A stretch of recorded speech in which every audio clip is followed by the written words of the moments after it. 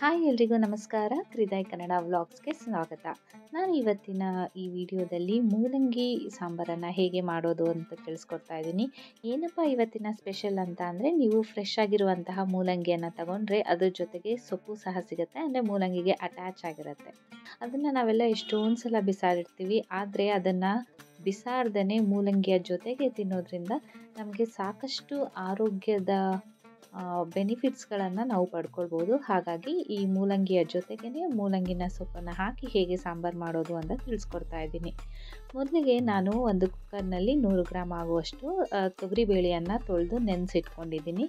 ಅದಕ್ಕೇ ನಾನು ಹೆಚ್ಚಿಟ್ಕೊಂಡಿರುವಂತಹ ಮೂಲಂಗಿ ನಾನಿಲ್ಲಿ 3 ಹಾಕ್ಕೊಳ್ತಾ ಇದ್ದೀನಿ. ನಿಮಗೆ ಬೇಕು ಅಂದರೆ 5, 6 ಎಷ್ಟು ಬೇಕಾದರೂ ಹಾಕ್ಕೊಳ್ಳಿ. ಅದ್ರ ಜೊತೆಗೇ ಕಟ್ ಮಾಡಿರುವಂತಹ ಮೂಲಂಗಿ ಸೊಪ್ಪು. ಹಾಗೆಯೇ ನೀವು ಸೊಪ್ಪನ್ನು ಬಳಸಬೇಕಾದ್ರೆ ಅದರ ದಂಟು ಏನಿರುತ್ತಲ್ಲ ಅದನ್ನು ಕೂಡ ಬಿಸಾಡ್ತೀರಾ. ನಾವು ತರಕಾರಿಯನ್ನು ದಪ್ಪ ದಪ್ಪವಾಗಿ ಕಟ್ ಮಾಡಿ ಅದನ್ನು ತಿಂತೀವಿ ಅಲ್ವಾ, ಹಾಗೆಯೇ ಈ ದಂಟನ್ನು ಸಹ ನಾವು ತಿನ್ನಬಹುದು. ದಯವಿಟ್ಟು ಬಿಸಾಡಬೇಡಿ, ಅದನ್ನು ಸಹ ಹಾಕಿ. ಜೊತೆಗೆ ಒಂದು ದಪ್ಪ ಈರುಳ್ಳಿಯನ್ನು ಕಟ್ ಮಾಡ್ಕೊಂಡಿರೋದನ್ನು ಹಾಕ್ಕೊಳ್ತಾ ಇದ್ದೀನಿ.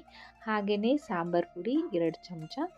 ಸಾಂಬಾರು ಪುಡಿ ಇಲ್ಲ ಅಂತಂದರೆ ಖಾರದ ಪುಡಿ ಜೊತೆಗೆ ಧನಿಯಾ ಪುಡಿನ ನೀವು ಆ್ಯಡ್ ಮಾಡ್ಕೊಳ್ಬಹುದು.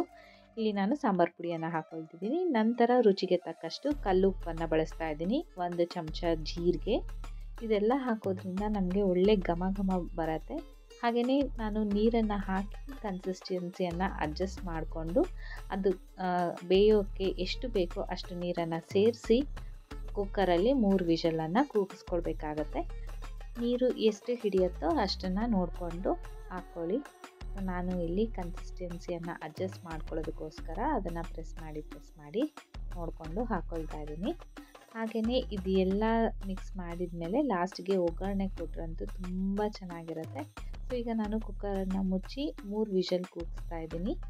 3 ವಿಷಲ್ ಆದ ನಂತರ ನಮಗೆ ತರಕಾರಿ ಬೇಳೆ ಎಲ್ಲ ಬೆಂದಿರುತ್ತೆ. ಹಾಗೆ ಇಲ್ಲಿ ಇನ್ನೊಂದು ಅಂಶ ಏನಂತಂದರೆ, ಬೇಳೆ ಕಂಪ್ಲೀಟಾಗಿ ಕರ್ಗೋಗೋದಿಲ್ಲ. ಯಾಕೆಂದರೆ ಮೂಲಂಗಿ ಸೊಪ್ಪಿನ ಜೊತೆಗೆ ಹಾಕೋದ್ರಿಂದ ಬೇಳೆ ಬೆಂದಿರುತ್ತೆ ಅಷ್ಟೇ ಹೊರತು ಕರ್ಗೋಗೋದಿಲ್ಲ. ನಿಮಗೆ ಬೇಳೆ ಕರಗಬೇಕು, ನಮಗೆ ಬಾಯಿಗೆ ಸಿಗಬಾರ್ದು ಅನ್ನೋದಾದರೆ ಸಪ್ರೇಟಾಗಿ ಬೇಳೆಯನ್ನು ಕೂಗಿಸ್ಕೊಳ್ಳಿ.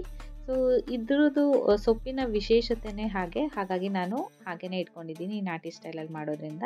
ನಂತರ ಸ್ವಲ್ಪ ಹುಣಸೆ ರಸವನ್ನು ಹಾಕ್ಕೊಳ್ತಾ ಇದ್ದೀನಿ. ನಿಮಗೆ ಸ್ವಲ್ಪ ಸ್ವೀಟ್ನೆಸ್ ಬೇಕು ಅಂತಂದರೆ ಬೆಲ್ಲನೂ ಸ್ವಲ್ಪ ಸೇರಿಸ್ಕೊಳ್ಬಹುದು. ನಾನೇನಿಲ್ಲಿ ಬೆಲ್ಲನ ಹಾಕ್ಕೊಂಡಿಲ್ಲ. ನಂತರ ನಾನು ಕೊತ್ತಂಬರಿ ಸೊಪ್ಪನ್ನು ಹಾಕ್ಕೊಂಡು ಇನ್ನೊಂದು ಸ್ವಲ್ಪ ಸಾಂಬಾರನ್ನು ಕುದಿಸ್ಕೊಳ್ಳೋಣ. ಸೊ ಅದು ಕುದಿಸೋದ್ರಿಂದ ಹುಣಸೆ ರಸ ಹಾಕ್ಕೊಂಡಿದ್ದೀವಲ್ಲ, ಅದರ ಹಸಿ ವಾಸನೆ ಎಲ್ಲ ಹೋಗುತ್ತೆ. ಸಾಂಬಾರು ಜೊತೆಗೆ ಹೊಂದ್ಕೊಳ್ಳಿ ಅಂತ ಈಗ ಚೆನ್ನಾಗಿ ಮಿಕ್ಸ್ ಮಾಡಿಕೊಂಡು ಚೆನ್ನಾಗಿ ಕುದಿಸ್ಕೊಳ್ತಾ ಇದ್ದೀನಿ.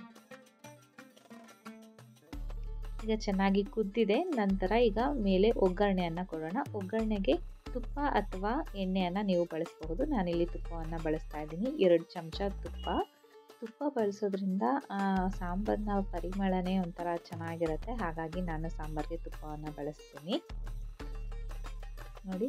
ಹಾಗೆಯೇ ಒಗ್ಗರಣೆಗೆ ನಾನು ಸಾಮಾನ್ಯವಾಗಿ ಕಬ್ಬಿಣದ ಪಾತ್ರೆನ ಯೂಸ್ ಮಾಡ್ತೀನಿ. ಜೊತೆಗೆ ನಾನೀಗ ಸಾಸಿವೆನ ಹಾಕ್ತಾ ಇದ್ದೀನಿ. ಈ ಸಾಸಿವೆ ಚಟಪಟ ಅಂತ ಸಿಡಿದ ನಂತರ ಸ್ವಲ್ಪ ಜೀರಿಗೆಯನ್ನು ಬೇಕಾದ್ರೆ ನೀವು ಹಾಕ್ಕೊಳ್ಬಹುದು. ನಾನು ಜೀರಿಗೆನ ಸಾಂಬಾರಲ್ಲೇ ಹಾಕಿರೋದ್ರಿಂದ ನಾನು ಇಲ್ಲಿ ಆ್ಯಡ್ ಮಾಡ್ತಿಲ್ಲ. ಈಗ ಕರಿಬೇವಿನ ಸೊಪ್ಪನ್ನು ಆ್ಯಡ್ ಮಾಡಿಕೊಂಡೆ.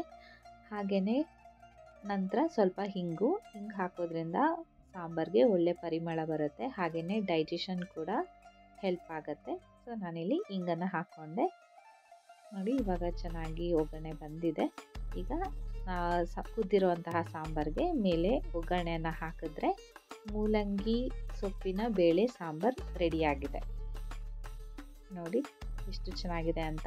ಈ ಕಲರ್ ಯಾಕೆ ಕೆಂಪಾಗಿ ಬಂದಿಲ್ಲ ಅಂದರೆ ಇದು ನಾಟಿ ಸ್ಟೈಲ್, ಹಾಗಾಗಿ ಕೆಂಪಾಗಿ ಬಂದಿಲ್ಲ.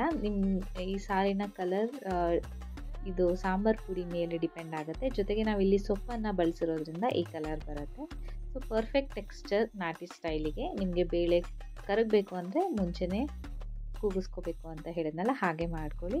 ಸೊ ಇದನ್ನು ಅನ್ನದ ಜೊತೆಗೆ ಬಿಸಿಯಾಗಿ ಸವಿಯೋದ್ರಿಂದ ತುಂಬಾ ಚೆನ್ನಾಗಿರುತ್ತೆ. ನೀವು ಕೂಡ ಟ್ರೈ ಮಾಡಿ ಹೇಗೆ ಬಂತು ಅಂತ ಕಮೆಂಟ್ ಬಾಕ್ಸ್ನಲ್ಲಿ ತಿಳಿಸ್ಕೊಡಿ. ಟಾಟಾ, ಬಾಯ್ ಬಾಯ್.